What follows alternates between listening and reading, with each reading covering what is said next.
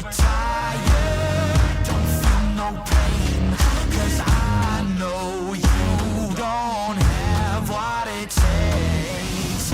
I'll build an empire from your mistakes.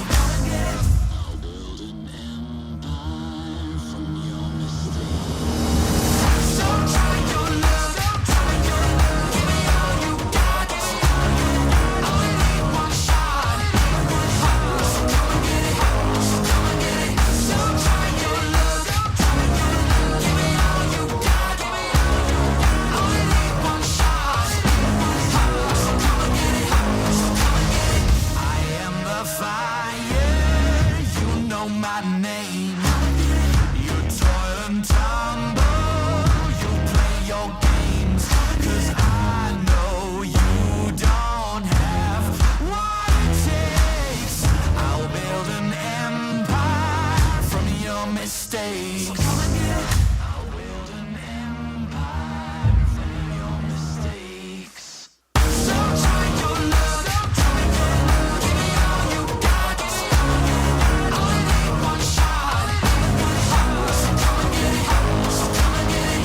So try your luck, give me all you got. Only need one shot. So come and get it, so come and get it.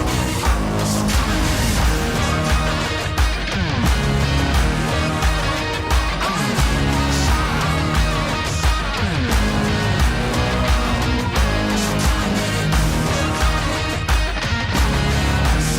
one So try your luck, so come and get it. Give me all you got, so come and get it. Only need one shot, so come and get it. So come and get it. Hello, everybody, and welcome to the Talon Cup, brought to you in partnership with COWZA, the competitive online Overwatch South Africa Discord server. I'm Naira Mizuki. I'm going to be one of your casters today, and I'm joined by a face that I think all of you are very familiar with. It's Altruism. How are you doing today? I'm excited, man. That little intro we didn't realize was the updated version, and then Pete springs that on us. We've got the beginning of 2025 Overwatch. I mean, that's something that's really exciting to see. And what a cool way to do it with a community cup. Mixed up teams, not like one dominant force that's coming in here. We get to rediscover our love for Overwatch here this weekend. Yeah, absolutely. As you said, right? 2025, new year, same us. But we're going to be kicking it off in absolute style. This is also my first broadcast of the year, so I can't think of a better way to do it than with some amazing local action. Now, of course, we're going to be running through a 7-team bracket over the course of the day, and then we'll kind of head into playoffs thereafter. Every team does advance, and it's all going to come down to seeding, which in a playoff bracket can be very, very important. And I think there's a few names here that a lot of our viewers will probably be familiar with. Maybe not team names, but players for sure. Of course, yeah. You got the stalwarts of the community who's come out. You know, a lot of the people from COWZA have just like rallied together, their friends, their family, their dog. I don't know, maybe at some stage. I don't know every one of these names, like you say, Sam, but like there are a lot that are very familiar. You got Stalker, you got Lord of Terror, and Socks and Socks. You know, a lot of the guys in that intro are here, playing in this, looking to get some clips. And the different ways that people signed up was either solo or duos could sign up, join in with the team, and then the SRs of the team were kind of balanced. So theoretically, everyone's going to be pretty even on paper. And I think it's going to be interesting to see how the pros like try and pick their opportunities, their little moments to strike. Otherwise, how the newer players are going to be able to adapt, synergize, make a name for themselves. Yeah, I think that another important part of this is I love that the duo aspect of it, because if you're a newer player and if you get, linked up with a duo like Lord of Terrans and Tox, the amount that you can learn from how they communicate with each other and how they play with each other and, how they play off of one another, that synergy that they've built up over time, it can teach you so much, and it can make a huge difference in your own games going forward. So I do love the overall format of that and adding that in and allowing people the opportunity also to play with their friends, right? Maybe it's not a case of we we're one of the top players and we've been playing together for a long time. Maybe it's just, hey, me and my friend, we're really nervous, but we want to play. So it creates an area of comfortability as well. So you're really crossing a lot of barriers here in terms of making sure that everybody feels good coming into the tournament. And that's what it's all about, right? Showing players that you too can participate and be a part of the fun. Now, diving straight in, we've got our first two teams of the day, and that's going to be the Tokstarters. Wild guess who's in that team, and Aura. And again, we've got some very, very familiar faces across these rosters.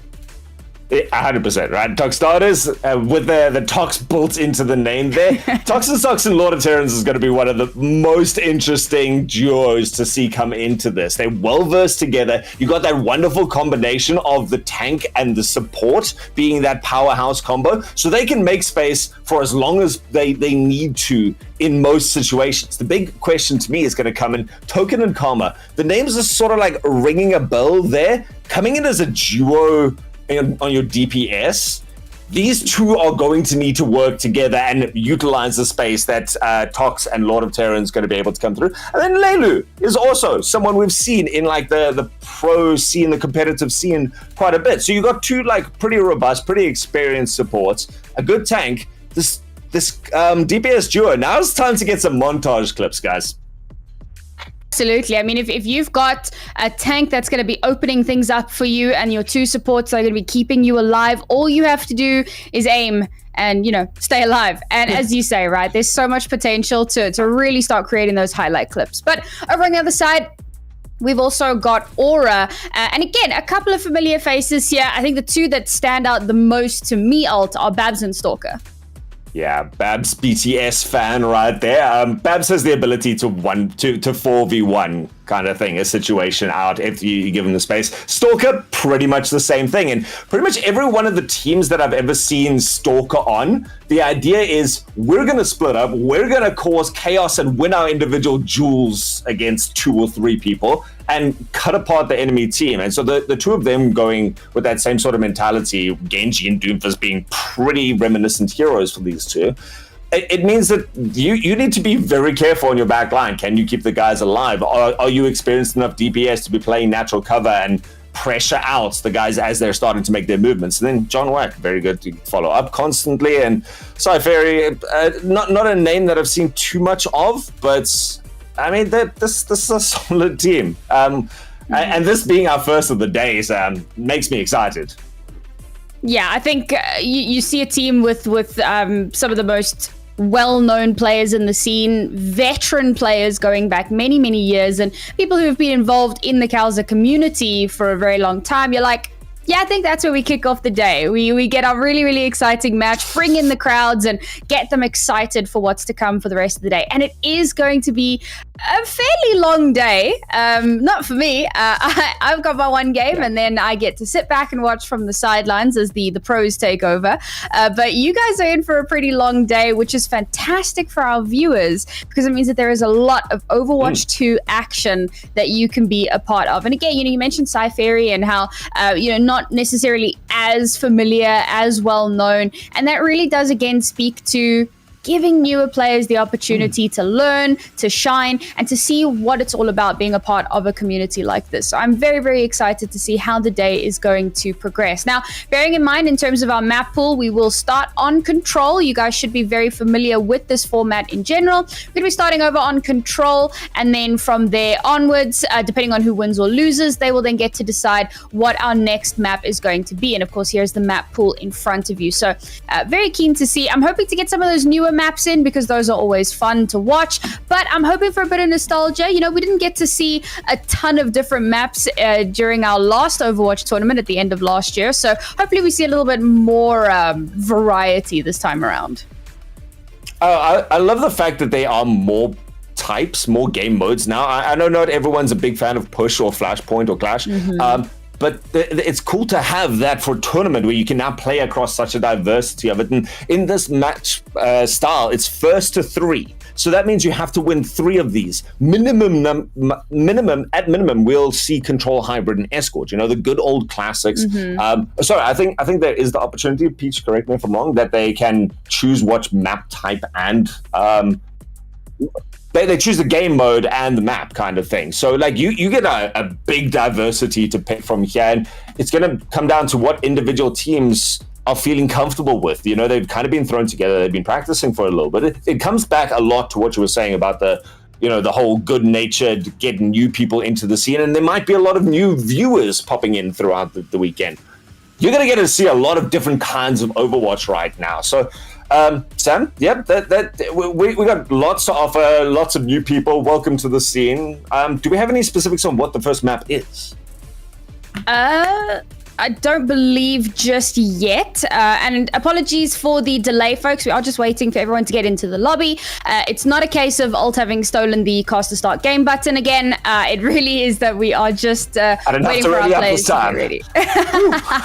But as soon as they're in the lobby, trust me, we are just as excited as you are to jump into our action. So very excited to see, as we said, right, Control going to be our first game mode. And then from there, teams are able to kind of pick and choose and decide where they want to take their opponents. So looking forward to seeing what that is going to be. Now, as I understand it, our players are in the lobby. So we're just waiting for them to make sure that everything is ready, that nobody's having any issues. And I do have confirmation that our first map is going to be Antarctic. Ooh. Antarctic is a weird one. Whoever picked that has something sneaky up their sleeves. It's, one of I think it is the newest control point added to the game. It's been in for a while still, so people have got the hang of it. Second newest, apparently. I'm getting corrected. I love having a peach in my ear. But yeah, it's got a lot of open air. It's got much more either very close and narrow corridors of inside or the very openness of the outside. So a lot of space for movement, but it has to be like well-controlled movement. Getting through narrow corridors as a Doomfist can be intimidating, but you also don't have space to jump out, and kind of vice versa when you got onto the open maps. Yeah. And now just a quick update, everyone. Unfortunately, Lix is subbing in. One of their players is not going to make it. So Terran is going to be moving to the tank role. That's going to be fun. Very much looking to see how that's going to be. Yeah, primary role. So going to get to shine on something that he's very, very familiar with, which is always kind of the way that we want to see our players. We want them to be playing at their optimum efficiency, for them to be playing in the role that they're always the most comfortable with. So I think that it's good. It's gonna be fun to watch. This is sneaky. Lix is a brilliant player there on the support role. Very common Lucio player. I get the chance to cast with him if I'm not mistaken. So yeah, this is not a downgrade to Talk Starters. Putting Lord of Terran onto their primary role and then putting in like a robust support like that, Talk Starters may have just realized this is a tough game. I assume it is some sort of technical difficulties. We're just in jest here because we start, of course, as with esports in South Africa, the wonderful technical issues always abound. So we'll be back with that team. The game's there. Don't worry. We'll be back. It wouldn't be an online esports broadcast if there wasn't some sort of technical issue. Even at some of the highest levels, these things do happen.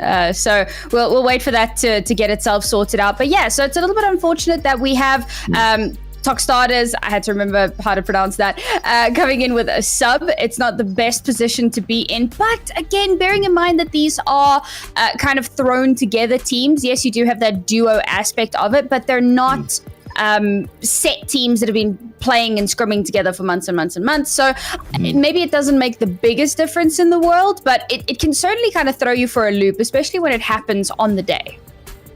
Yeah, right? You've already had to adapt to a new synergy. You might have finally just found the one or two strategies that were feeling so good, and then you go, oh, we lost the Symmetra for our Symmetra teleport, something stupid like that on the day. There are some game plans that you can adapt to. And I think with a good experience scattered around the teams, around the different groups, you're always going to have someone with experience to kind of like take that little mentorship role and be like, don't worry, guys, we got this. We've got this. We've still got a strategy. We can still work around it. Let's try this out. But we are back in the game. We have the game just crashed, and he's back, and now we can get going. So we're going to jump into that in just a second. Naori, do you do predictions? Generally speaking, I hate predictions, but what I will say is because these are kind of more puggy teams, I don't feel as scared. So I'm going to go with the somewhat obvious, maybe low-hanging fruit, and I'm going to go ahead and say I think that Toxtadas are going to win this one because it's easy. Nice. What about you? That's a very fair point right there. And I think especially with Lix coming in, that's an even more fair point. But it's not going to be easy. I think Aura's got something up their sleeve. Stalker and a BTS fan, every time it gets me. The fact that they are here together, they have been known to like dismantle even the best laid plans. So I'm going to go Aura, but either way, it's not going to be like a whitewash one way or the other. Even if Toxtadas does win, Aura's not going to let them have it cleanly. Well, I'm looking forward to seeing what Luxodian can do here because that's somebody that I got to cast with at the end of last year. So I know what his casting is like, but now I'm going to get to see his playing firsthand. We made a few jokes about getting to judge players, so you're on my radar, buddy. You better do some stuff. Stalker coming out with the Doomfist, no surprise there. Karma actually gets taken out on the Sombra. Doesn't have the mobility to escape when you've got so much counter dive going on here. So a bit of an advantage. Big anti-heal slows down the Aura team for just a little bit. Toxtadas still pretty content to stay behind their Junker Queen. Doomfist into the back line now getting aggressive. Takes out Leilu and looks like a bit of a dismantle eventually coming through here. Aura takes it, and Stalker gonna completely shut down any hopes, taking down Luxodian and Tox at the end of that fight. So first point, you gotta still cap it though, and there's gonna be one person ticking up that percentage. Yeah, I think that it's a pretty decent call to decide to just win out the fight before you go ahead and try to cap that point. And what Stalker's doing there is really cool as well, buying so much time and allowing that cap to come through. But here's the problem. Toxtadas, they've already reset. They're already coming back in, and percentage hasn't ticked up quite as much as Aura would like. So now they're going to have to play massive defensive line. And all right, Leilu getting taken down by her support counterpart, but Terran there to just even things out a little bit. Round and round we go. But the point flipped when no one was looking. Nice. Toxtadas, they got on, they took that control, and now Aura, they're playing to try to fight back. But again, it's that same slow, smart play. Win the fight, get back on the point, and then carry on from there. You know, when Toxtadas managed to get that pick on Stalker at the beginning, they had the smallest window before the Doomfist able to re-engage in the fight. At the very end of that window, they managed to take out BLX on the Torb, but they still kind of waited a little bit too long to take that, and then they eventually get and turn the points because they've thrown everything, and Aura's regathering. They're pushing it together. They've lost a bit in this fight, though. This is going to be interesting. Got a big rampage through the center. A lot of Terran taking up that mantle as the tank. And now is able to put in all the pressure. Stalker and the back lines trying to do something here, but got so many people looking at them, and they're not afraid. They turn, they fight, they kill them. Toxtadas might just be able to take this off the shoulders of Lord Terrans, turning that apart. EMP on the point. Karma tries to just drag it out a bit longer. Aura managing to come back into this. They're still keeping that percentage ticking up, even though they're losing bodies. I mean, this was a very, very scrappy fight, and kudos to Toxtadas being able to take control with just that one ultimate, and they're slowly starting to build their way to a total of 3 ultimates that they can have for this next fight. So they're looking good to hold. Aura come in with very, very little. They actually committed into that last fight, and now with Leilu taking out Stalker, that's going to really slow down those respawns and cause Aura to have to take a moment, but they do still have time. 72%. They can regroup and re-engage as 5 and still be able to retake the point, you know, with some time to spare. What you'd love to do right now is just pull out ultimates. Oh, you've lost Stalker again. Immediately at the beginning of the fight, Aura tried to just throw their bodies at it. They didn't throw any ultimates, so maybe hoping that something more was going to be forced out and you could urge back into the ultimate economy fight. But otherwise, Aura's losing percentage quickly. They've got to come up with a game plan. Yeah, I think they've still lost the next fight. Yeah, I mean, that was a bit of an alt farm angle, but I will say these antis from Tox have been so deadly, and when you come into a tiny choke point like that, you get hit by an anti-nade, you are not long for this world. Now, the rally comes out, Leilu going absolutely mental with that mace, and she's able to get 2. Tox and Terran will follow it up, one of our duos coming into this, and we can exactly see why, and that fight is over before it even has a chance to begin. And Aura just still not able to build up to any ultimates. The fights aren't going long enough. Now they have at maximum 2 fights left, and they could get stalled out here.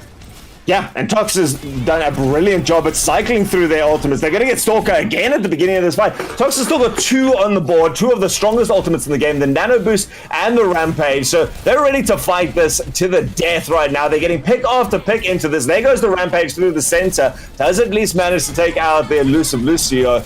Now Aura, when they're finally starting to get ultimates on the board, this Kitsune Rush was everything that they needed, but there's no one there to take advantage of this. And dive in as they might, they've got Stalker's ultimate. I don't know if he's going to survive. You're not picking all 5 people with this. You're stalling at best. And Tox starters, they take that mid-game fight and just exacerbate it.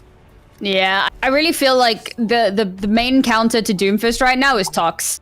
The sleeps that he's been getting off, the anti-nades have been fantastic. And then a lot of that target prioritization comes out as well. And again, you've got a really experienced voice on your supportive role that's able to kind of just help direct the traffic a little bit. And it's worked out really well for them. They got off to a bit of a rough start in that first map. You know, you can't really disagree with that one. But the ability to stabilize, once they got a couple of ultimates online, they were able to really work together to pull back that control. So now, a bit of last chance saloon for Aura on this particular map and game mode. Need to get this one to 100 if they want an opportunity to go 1-0 in the series.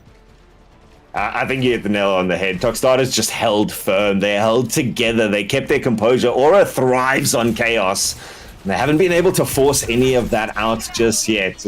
I love the Junker Queen that Lord of Terran has taken to kind of like set the tempo and push forward when they need to. Lex is actually playing on the DPS, I've just noticed, not the support role, but not being pressured out too much right now. Instead, putting that pressure onto Stalker, who's deep now behind enemy lines. Karma's still hunting for them, has that visibility up with the low HP target, and is denying any one of the health packs. So Stalker eventually does make it back to the team, but really an early fight, point not taken by either one just yet. And very similar to what we saw on the last map as well. They want to win this fight. You want to take a good early control. Exodian with the first kill, but unfortunately it gets traded back in kind as a couple of kills to come through for Aura. Now we're somewhat evened up, but slowly but surely Aura are taking control. They have lost control of the point, however, but they're winning the fight, so they'll be able to flip it back over, but not before conceding 11%. 11% you can shrug off at this stage. Taking out the 2 supports at the beginning was fundamental to that team fight victory. So Toxstarter's going to have to be worried that they're between this time Tox didn't hit the sleep. I guess that's the big problem in that whole team fight. He didn't hit the miraculous play. But they got another chance coming in here, 19% on the other side. No big ultimates coming out from either side. So again, a lot of poke fight going to be coming out in the mid game until Lord of Terrans can find some space, I guess. And poke can be very dangerous, but is it going to be enough to deter? Now Toxstarters trying to find that ingress. Terran already on the board here. It's a tank v tank fight on the point, but he's gonna have to back away. He's getting absolutely run down at the moment, but it's all just a distraction, creating space for the rest of the team. Are they gonna be able to take that space? However, the sleep, it does connect. Exodian, who swapped over onto the Ash, gets a kill, followed up by Tox, and that's what I was saying. The distraction comes through huge. Tox is down, but it's not gonna be the end of the world. There is clear advantage here. Now, trying to take on this Doomfist almost by yourself. He's dangerously low HP. Someone finish him off. Nah. Fine, he's out. Oh my god, he's gonna ult it onto the point. No, surely not. He can't stop the cap from going through. He's instantly hacked out, and he's just surviving. He manages to get a kill with his ultimate as well, so he's allowed his team to regroup. Stalker's a madman. He's just living forever. Finally, he will get taken down. Not able to do much. Becomes a little bit of an ult battery, but the attempt was solid.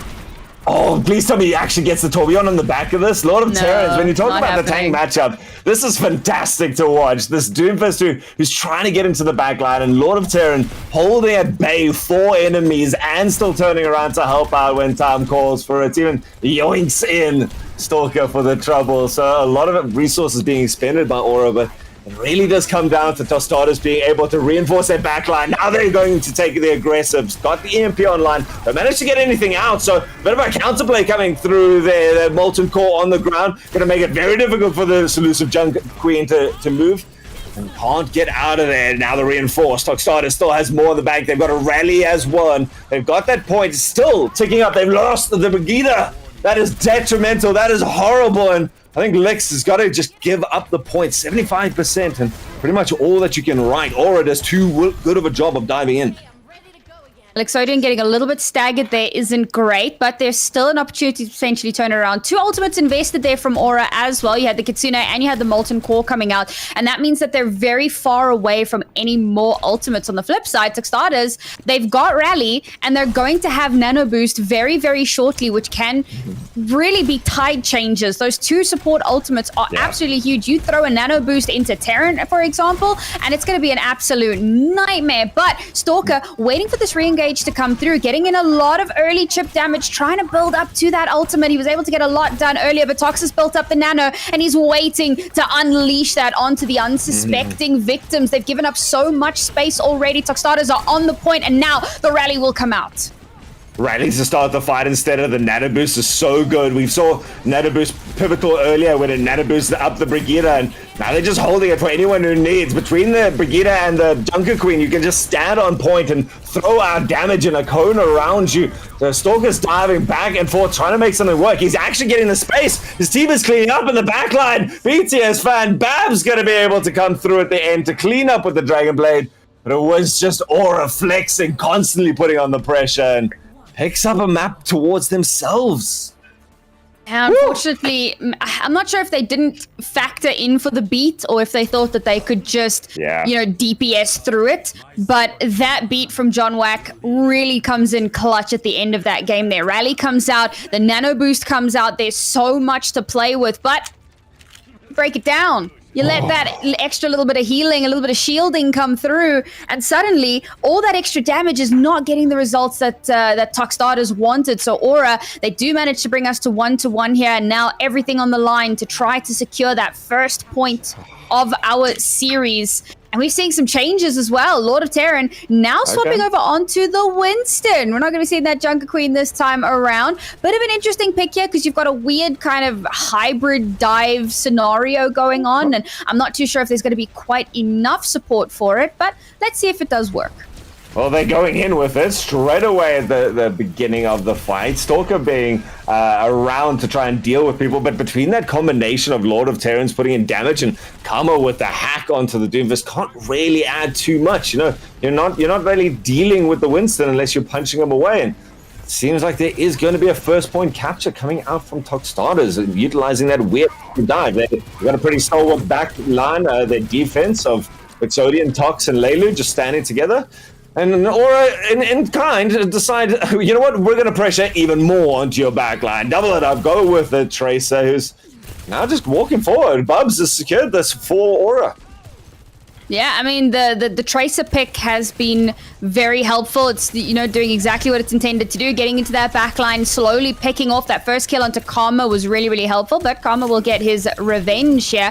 Unfortunately, now Aura have managed to cap the point, and they do have that slight advantage in terms of the percentage, and Stalker being able to get away there despite being hacked out is pretty big, so they're still going to be able to fight this. Now, Terran very much extended into the enemy backline, but not getting punished. It's actually Karma who's dangerously low, and that's going to take him out of the fight, at least for a moment, until he can get healed.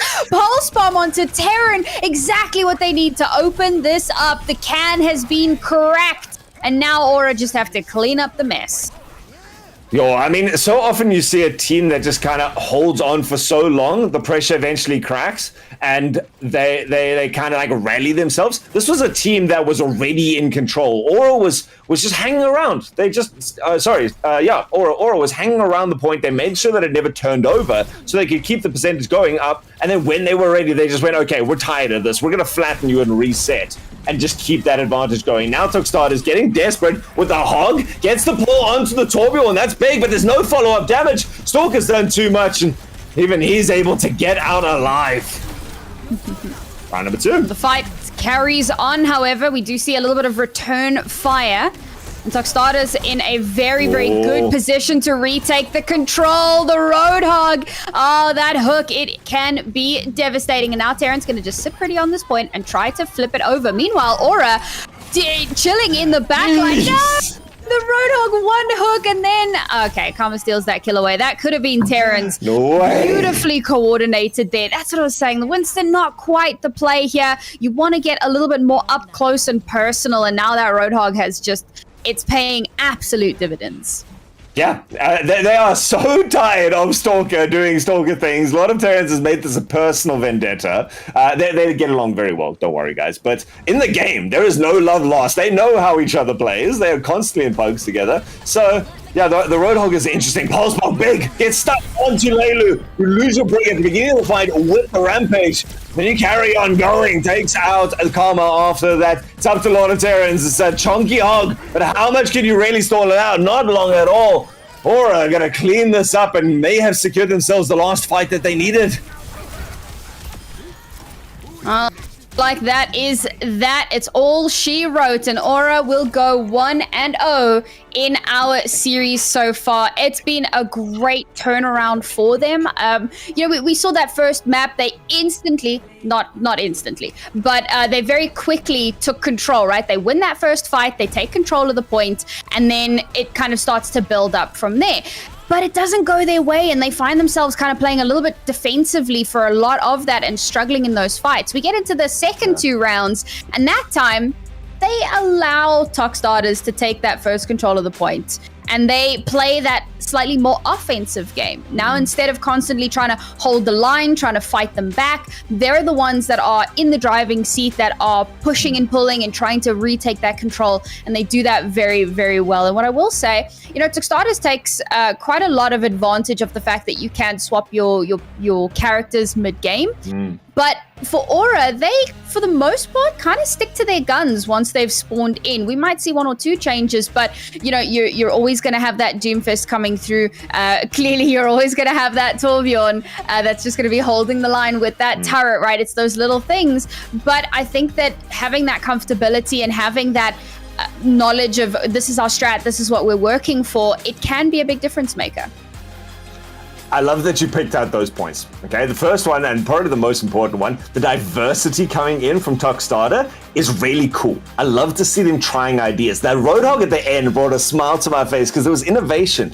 They've got a basic core game plan of protect our backline. Tox, I don't think actually swapped off the Ana that entire game, and they always kept a brig to try and help that out, and they made that work. There was the one key pivotal play where Stalker comes in, and there's the play comes out and they nano the Brigida. Sorry, Tox, reliving that in my mind. Tox nanos Brig and keeps her alive through the Doom onslaught, and then turns that entire fight. It keeps that core functional while the Junker Queen's off to go do something new and fresh. And then they swap to the Roadhog at the end. It shows like that they are thinking about this, but like you say, Aura, they just got a strategy that works. They're winning the all-in fights, dump our ultimates, we're going to take you down right now kind of thing. Or getting some key picks on something like the Pulse Bomb. That's their game plan is set. It's going to take a lot to shift them off this, but we do shift, as we always do, to the next map, Circuit Royale. Looking forward to that. And now Token has arrived, so the sub of Lixodian will not be playing in this next game. So we're kind of at our full power, so to speak, I suppose. But bearing in mind that Control, I've always said this, it's kind of a beast of its own. It is a very, very unique map type. And because of that, it's quite difficult to get a really good read on how teams are performing just based off of that. Now we get to our escort map, and this is where things could start to change a little bit. We could start to see some more surprises coming through. We could actually also see some more swaps coming out from Aura, right? Because on a map like this, the different streets phases, the different spawn points, the different kind of topography that you're dealing with, there are heroes that will be more effective in certain places than they are in other places. So it's very possible that we start to see a bit more of that creativity coming through. So we're just waiting to see what heroes are going to lock in as the clock slowly ticks away. And I'm looking forward to it because you said there's so much diversity, and already, right, Stalker looking to lock in that Sigma, and Bab's going to be coming in onto the Widowmaker. Very cool on that side. On the other side, it looks like we're going to have dueling Sigma Widowmaker. Okay. So this could be pretty exciting. That I am so glad that Token is back for this fight, because this is the DPS duo, Token and Karma, that I had my eye on. Now you got a Circuit Royale with these big, long, open streets, at least in the beginning, like you say. And you have this duel. You have Bubs on the Widowmaker on the other side saying, step up, guys. And you've taken a double down on it with Karma and Token both going for pressure at a distance. Leilu's gone in with the Discord Orb and maybe the ability to charge up a couple of shots. I don't know if Tox is going to have the time to be able to pull people back if they get out of position right now. And Aura looking to stabilize. I like, again, that ever-present Torbjorn. The Sigma is like, this is his home ground, so no surprise from either side. It's going to come down to this duel. A little bit of shielding here, not allowing too much space, but it's Zen on Zen violence as John takes down Leilu, and that's going to give a little bit of an advantage here to Aura. BTS fan, or Babs, following that up with the kill onto his counter of Karma. Okay, this near mirror matchup seems to be going in favor of Aura at the moment. They're just pushing straight through. Stalker takes down Token as well. And I mean, at this point, Tuxtarders, they have to back away. They can't really re-engage into this, but Stalker not going to give up that space, not going to allow them any sort of re-aggress. Unfortunately, he may just lose his life for it, but no, he's able to get away. Karma will get revenge and goes for the double. And instantly the tides of battle turn. Oh, this entire fight has been great. As long as Tuxtarders doesn't over-aggress now, they win that psychologically, if nothing else.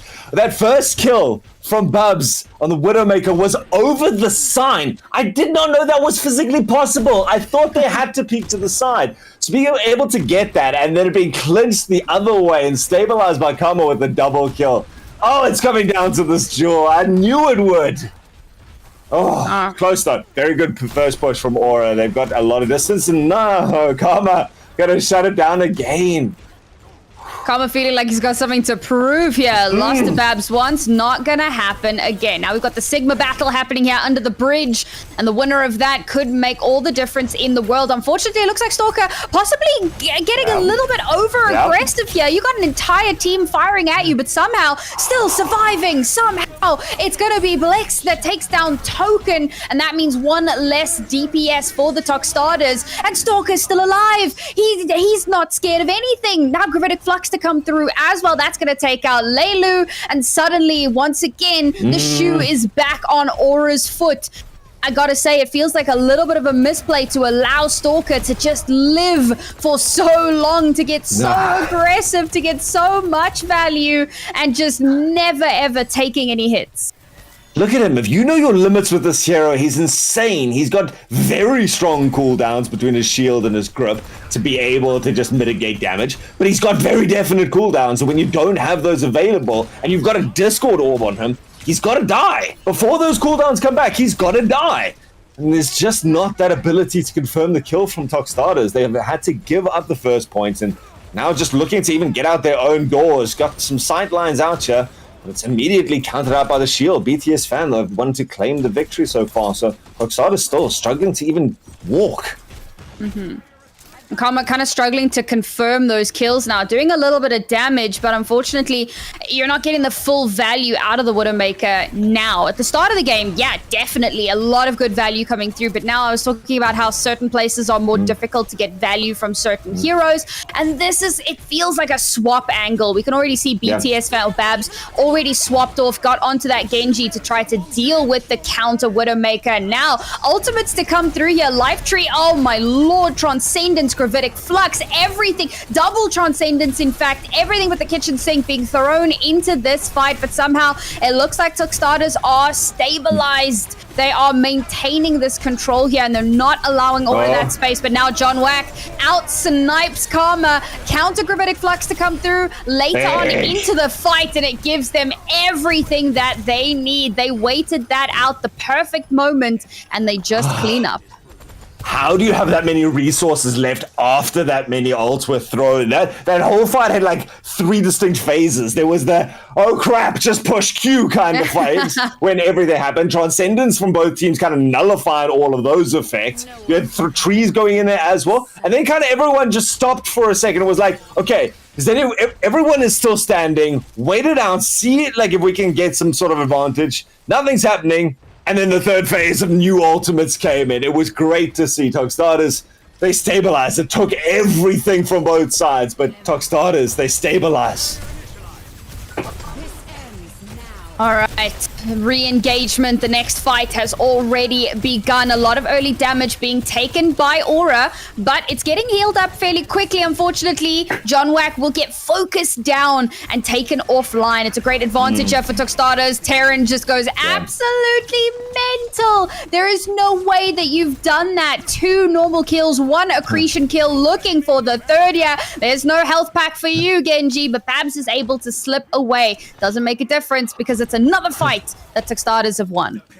Yeah, Lord of Terrans is playing sublimely. And in these long, drawn-out fights, losing something like your Zen at the beginning, it's damage gone, it's healing gone, it's the Disc Orb. They kind of did have to time out for that one, because now they've got a full fight. They're going to start it off with the Dragon Blade. Nice deflect.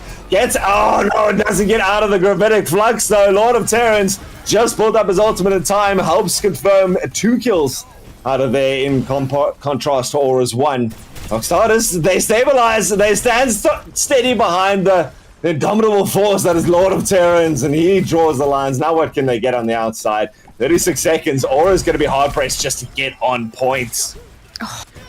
Terran just continues to be a menace on the Sigma as well. Now Stalker, he's decided, you know what, I'm going to go back to what's familiar. I need a little bit more mobility, I need a little bit more speed, need a little bit more power. So we're going to have that Doomfist coming through, but with less than 20 seconds left, it all comes down to 1 fight. This is where it has to happen, and Stalker's dangerously low, and it's Terran to take him out once again. Now someone needs to touch. 5 seconds remaining on this clock. Karma continues to be a menace now. Babs trying to get something done with that blade, but it's just not happening. Every player that tries to make something happen eventually will get taken down. Torbjorn on the point, trying to stall it out as long as possible. But that fight is now over. No! Stalker somehow touches in the last second, but it's not going to make a difference. You're just... It's a battle of attrition here, and unfortunately, Togstarters has all the resources in the world, and all they're doing is delaying the inevitable. It's done. The time was done. The progress was done. That fight where Togstarters managed to stabilize in the doorway, that was everything. That turned the entire map on its head. Aura just couldn't. That slope to get up to this point is so difficult to overcome, especially with a team that relies on overwhelming. Togstarters, they broke them, and now they've got a feasible push. This could be a 5-game series right now, just from that one fight. Sorry, I'm excited. Okay, I'm with you. Like it's a lot to take in, right? There were so many key pivotal moments there. A lot of moments where things were, players were getting away with things that maybe they shouldn't have.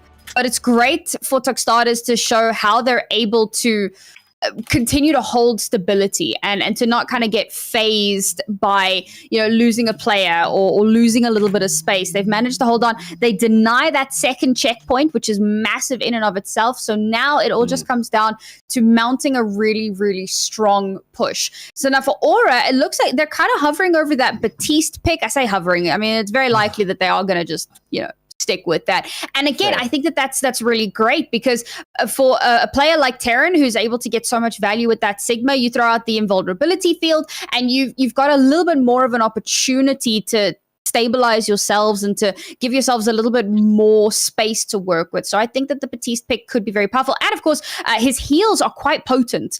You can heal someone back up from the brink of death relatively quickly. So I think that this is a good choice to make, but it's going to come down to execution. I think there's one big problem with that theory. You don't have the shield to stand behind. With Stalker still sticking on the Doomfist, Togstarter still showing Kama and Token. Even Leilu can get a good pick off between the three of them. Kama has shown that they can hit their shots. And right now, I don't know if it's that chip damage that Asai Fairy is going to be able to heal up very quickly. Aura's going to have to play in and out Overwatch right now. Stalker and Babs diving in, claiming a kill, shutting down Karma, and just everyone else staying out of the angles so that they don't get instantly bursted. So, very interesting points here. We seem to be ready. We're going to be getting into the action. Aura, stay alive, and Togstarters, you have what, 5 minutes, 6 minutes to get to the top of the hill.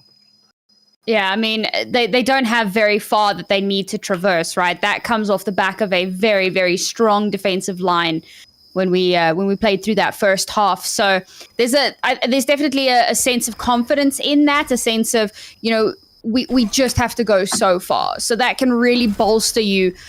But you definitely can't underestimate, right? Like, I came into this and I was like, yeah, I think Tuxedo's win this series, but given what happened on our first map and how Aura were really tenacious and they were able to stabilize really well themselves, and not only that, but they actually managed to win a full map. They're currently the ones that are up in the series, so you definitely can't count them out just yet. We'll have to see what this attack is going to look like from Tuxedo's. Can they create the space that they need, or will Aura be able to use their because, as you said, much of the shielding, it's all going to come down to environmental cover. Can they do that? Can they get the space that they need? There's this problem.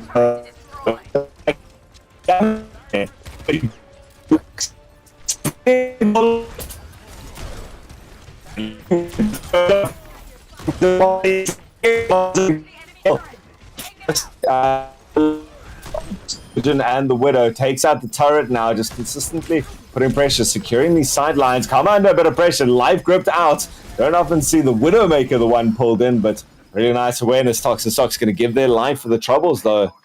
A bit of a pause. Something's not feeling right. All right, we've just got a little bit of a tech issue on our side, so we're going to try and get that sorted out as quickly as possible. But already off to a pretty explosive start.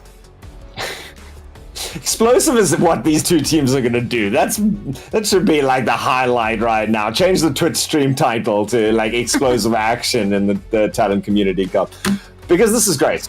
This is fantastic. We're going to be disconnected for half a second. I assume it's going to happen now. Maybe. You know what? It'll happen soon, TM. So just be ready for that to happen. We are just trying to sort something out, guys. So please just do bear with us. But in the meantime, we'll just keep rattling. And okay, so I got hit by a wave of nostalgia when you said the word explosive, because obviously that was a player in COWZA many, many years ago. A very, very well-known player. Yeah, shout out indeed. There you go. I think it just happened. So hopefully that means that we are back and ready to go. But yeah, I mean there's so much nostalgia in the South African scene, which I think is really cool. It's great that we've got so much veteran talent. We have so many stories that we've been able to live through for so long. And we were speaking a little bit earlier about how, there's a lot of newer players here, a lot of players that we aren't as familiar with. But this is where your legacy starts. This is where you get to become a part of the COWZA story, which I think is really magical just in and of itself. I think the fact that there are people wanting to do this is magical to me as well, right? Like, you can look back as to how far we've come, and then you go, for a reason. The new guys are here, they're ready to jump in. If you guys are on the stream, let us know what you're thinking of it. If you would like this to be a little bit more like beginner friendly so that we can help break down the very chaotic action a little bit more, we are very happy to do it. But we hope you are enjoying the first broadcast of 2025. We're back into the action. Tuxedo's have put up a good defense, and Aura now need to try and equal out after some chaotic, explosive action. All right, re-engage to come through here already. Tuxedo's trying to take a little bit of space, and Terran continues to be a menace here. Stalker in it to win it. Already doing a little bit of early damage, but follow-up isn't quite where it needs to be. It has kind of stalled things out a little bit, though, and that's what they need. They need to buy time. Winning the fight is important, but so is just making sure that they don't get any space. And finally, Babs will take down Karma. John Wack helps him survive as well. Terran, not long for this world. He's going to be taken off the board, but at some point, Aura probably going to need to back away a little bit. Yeah, you playing this hyper-aggressive, close to the spawn doors can pay off, which we've just seen, but it can also come back to bite you. It's Stalker. What are you expecting? Of course he's going to play touch the enemy spawn doors.